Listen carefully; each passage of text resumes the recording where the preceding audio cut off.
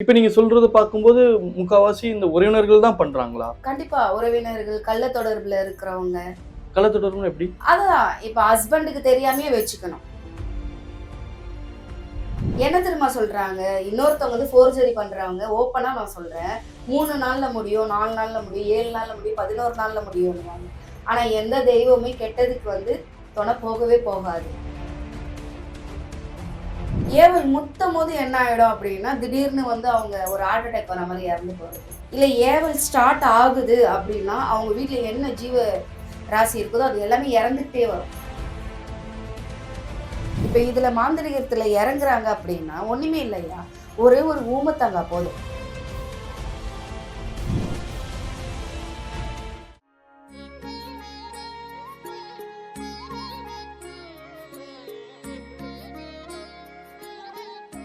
ஸ்ரீ வாராய் டிவி நேயர்கள் அனைவருக்கும் வணக்கம். நான் உங்க ஜித்து. இன்னைக்கு நம்ம கூட இருக்கக்கூடிய ஸ்பெஷல் கெஸ்ட் அகோரகாளி சரஸ்வதி அம்மா இருக்கிறாங்க.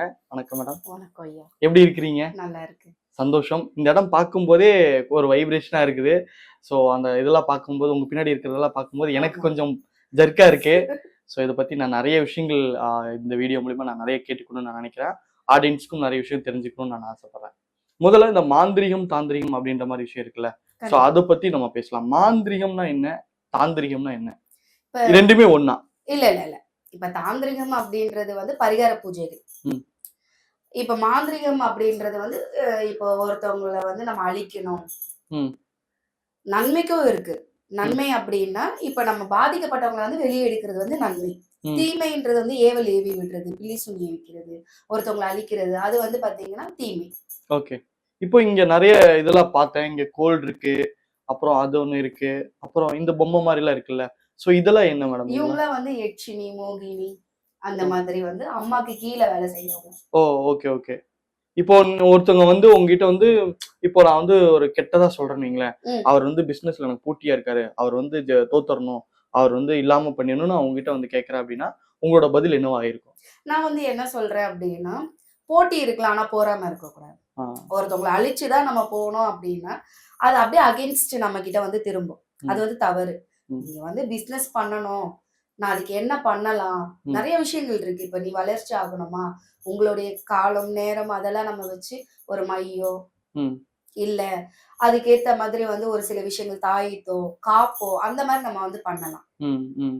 அத தவிர்த்து அவங்கள அழிக்கணும் அப்டின்னா, அதனுடைய கர்மாக்கள் வந்து அவங்களுடைய எப்படி சொல்லணும்னா, 3 தலைமுறைக்கு வந்து பாதிக்கும். ம். ம்.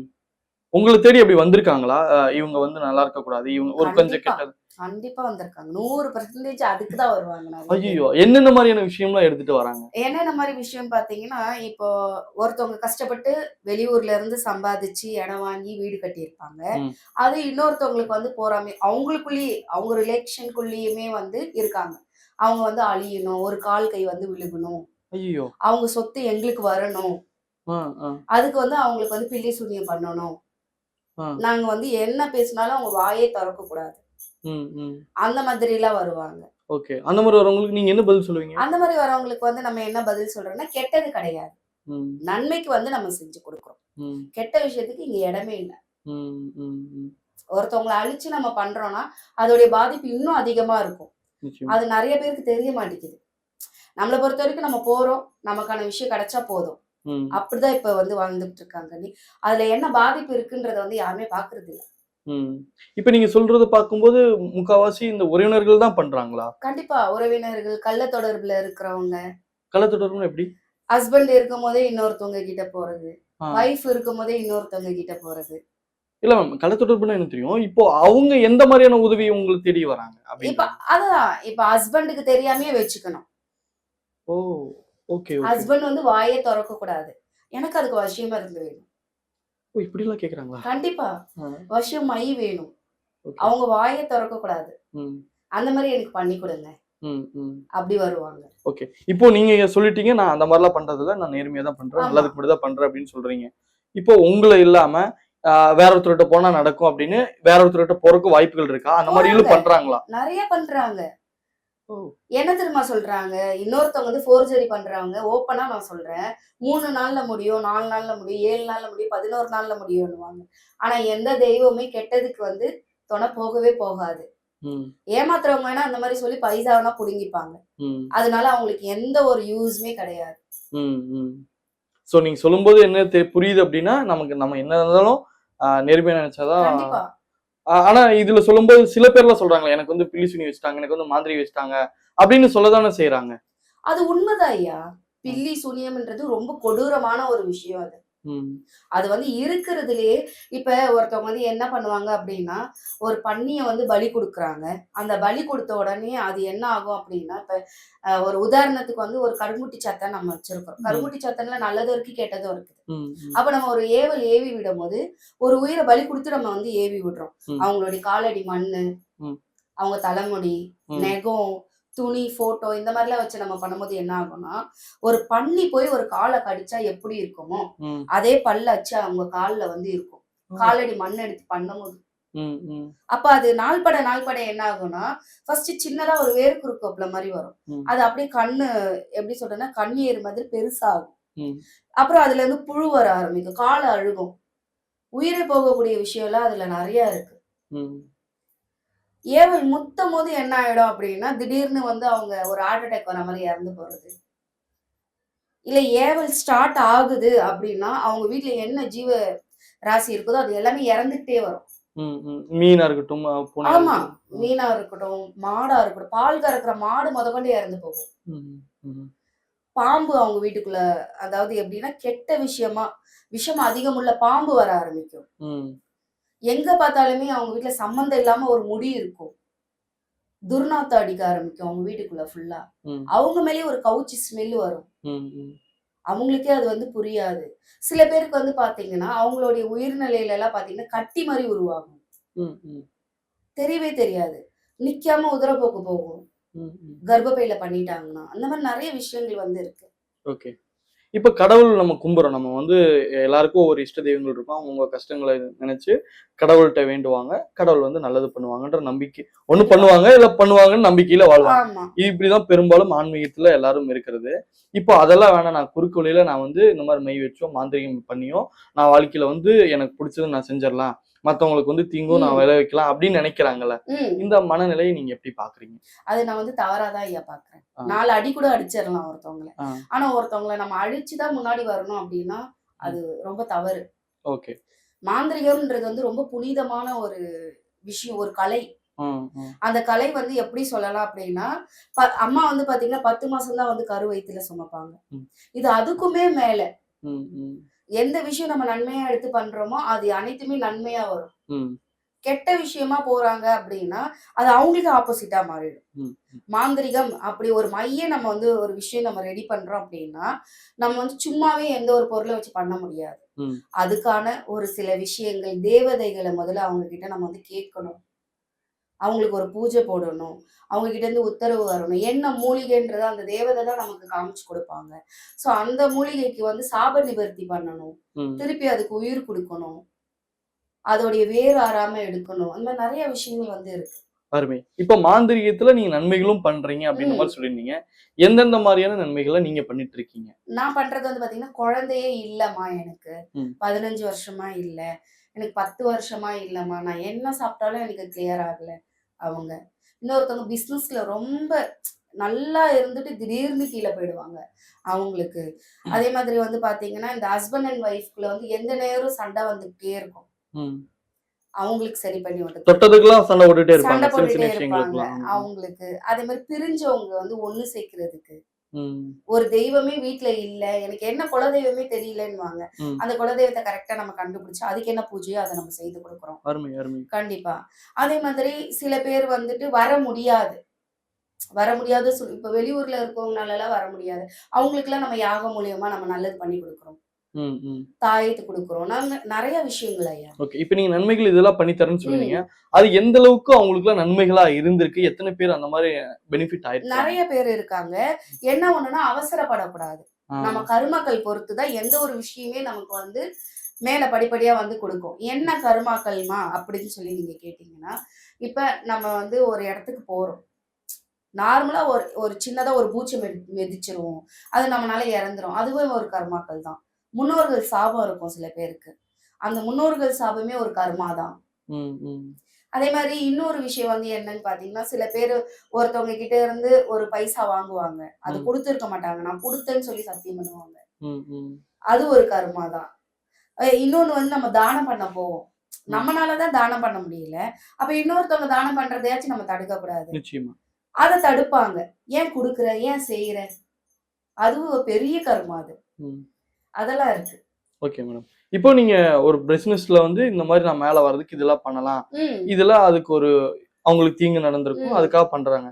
ஆனா இந்த குழந்தை பிறக்காததெல்லாம் எதனால அந்த மாரி நடக்குது மேம்? அத குழந்தை பத்தி பிறக்காம இருக்கிறதெல்லாம் வந்து ஏவல் ஐயா. சில பேருக்கு இயற்கையாவே இருக்கும். கர்ப்பப்பையில பிரச்சனை இருக்கும்.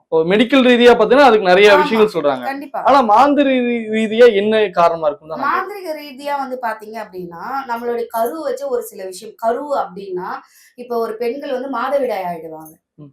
அப்ப அவங்களுடைய எதிரி யாருன்னே தெரியாது அவங்களுக்கு. அவங்க அந்த துணிய வச்சு என்ன பண்ணுவாங்கன்னா, மாந்திரீகம் பண்ணுவாங்க. ம். ம். ஒரு உருவம் செஞ்சு, அந்த உருவத்துல தகடோ, இல்ல ஒரு மொளகா, காஞ்ச மொளகா, அந்த மொளகால வந்து அவங்களுடைய ஃபோட்டோ, ஆணி அந்த மாரி ஒரு சில விஷயம் நெறையா பண்ணி அவங்களுடைய பார்ட் மாரி செஞ்சு, அந்த பார்ட்ல வச்சு ஆணி அடிப்பாங்க. ஓகே. அப்படி அடிக்கும்போது என்ன ஆகும் அப்படின்னா, அவங்களுக்கு அறியாம சரியான வயித்து வலி வர ஆரம்பிக்கும். சாப்பிட முடியாது.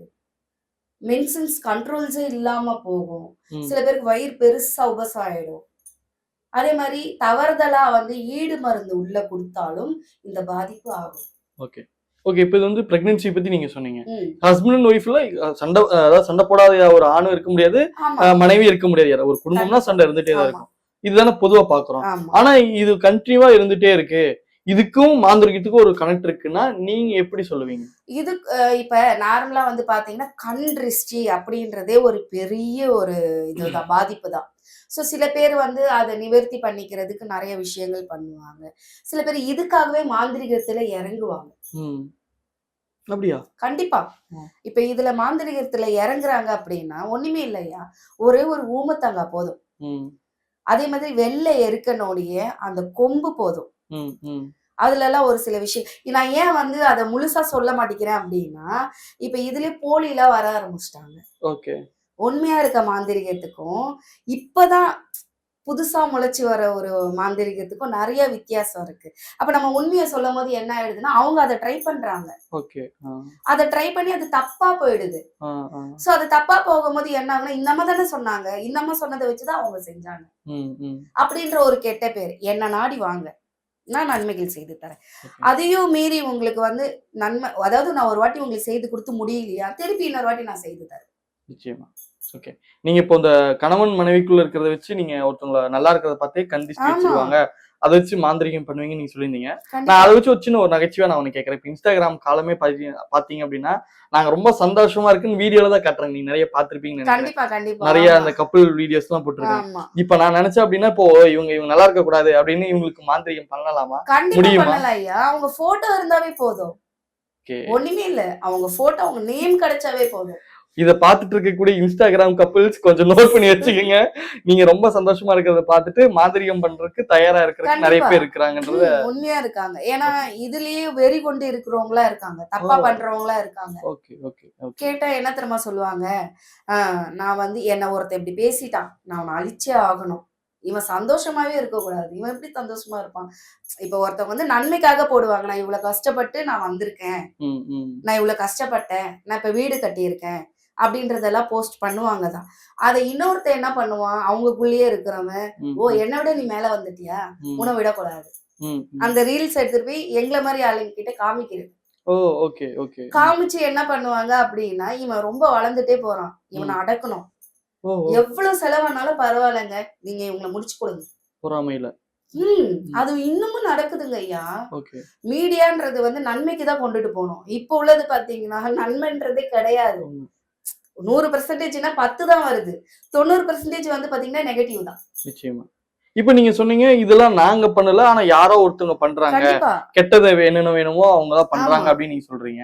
சோ இந்த மாரி போலியா, இந்த மாரி கெட்டதா பண்றவங்களுக்கு நீங்க இந்த இடத்துல என்ன சொல்லுவீங்க? நான் போலியா சொல்றவங்களுக்கு வந்து என்ன சொல்றேன் அப்படின்னா, இப்ப நான் ஒரு தெய்வத்த வச்சு நம்ம வழிபடுறோம்னா, அந்த தெய்வம் வந்து டைரக்ட்டா நமக்கு சொல்லப் போறது கிடையாது. ம். இப்ப உங்கள மாரி ஒரு ஆட்கள் மூலியமா, இன்னும் என்ன மாரி ஒரு ஆட்கள் மூலியமா, ஒரு குழந்தைங்க மூலியமா, அந்த மாரி தான் நமக்கு என்ன பிரச்சனைனாலும், அத வந்து நமக்கு தெரிவிக்குது. சோ அப்படி இருக்கும்போது இவளை நாடி நம்ம தப்பு பண்றோம்னா அதுக்கான பலனை நம்ம பயங்கரமா அனுபவிக்கணும். ம், ம், ம். நன்மைக்கு ஒரு வயித்து வலியில இருக்கவனுக்கு கரெக்டான மருந்து கொடுத்து அவனை உயிர் பிழைக்க வச்சோன்னா நம்ம நல்லவங்க. ம், நம்ம தொழில நம்ம உண்மையா இருக்கிறோம். அதை விட்டுட்டு நீ வந்து கெட்டதுக்கே போகணும், கெட்டதே நீ செய்யணும் அப்படின்னா நிச்சயம் உனக்கு அதுலதான் மரணம். ம், ம், நீண்ட நாள் வாழ முடியாது. ம், ம். கத்தி எடுத்தவன் கத்தியில தான் சாவான்ற மாதிரி மாந்திரிகத்தை தொடுறவன் மாந்திரிகத்துல தான் இறப்பான். நிச்சயமா. ஆமா, சோ யார் தப்பு பண்ணாலும் அவங்களுக்கான கண்டிப்பா பனிஷ்மெண்ட் காத்திருக்கிறது. கண்டிப்பா ஓகே. கண்டிப்பா இருக்கு ஐயா. இவ்வளவு நேரம் நிறைய விஷயங்கள் எனக்காக பகிர்ந்துட்டதுக்கு ரொம்ப நன்றி. நன்றி. இன்னும் நிறைய பேசுவோம். நன்றி.